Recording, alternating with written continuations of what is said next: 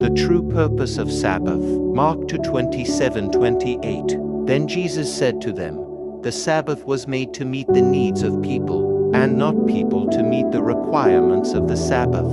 So the Son of Man is Lord, even over the Sabbath." Reflection. These verses from Mark's Gospel offer a profound insight into Jesus' understanding of the Sabbath and, by extension, God's relationship with humanity. The Sabbath, a day of rest and worship, had become rigid and legalistic in Jesus' time. The Pharisees, zealous for the law, often missed the heart of the commandment, focusing on the letter rather than the spirit. Jesus, however, reveals the true purpose of the Sabbath. It exists for the benefit of humanity, not the other way around.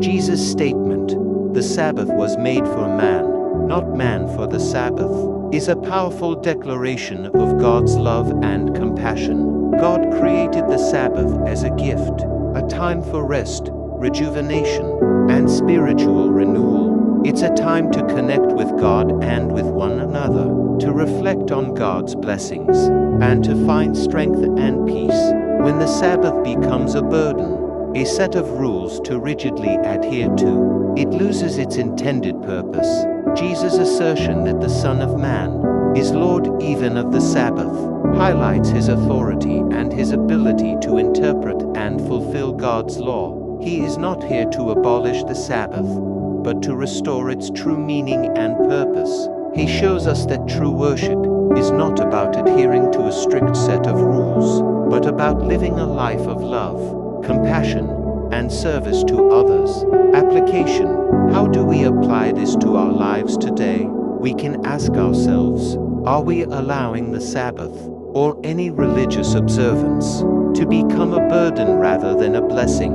Are we so focused on the rules and regulations that we miss the opportunity for spiritual growth and connection with God?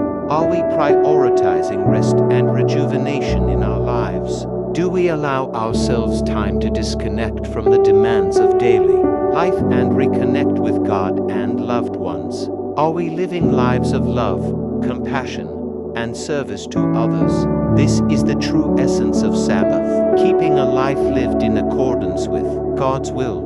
Let us strive to live a life that honors God's intentions for the Sabbath and for our lives as a whole.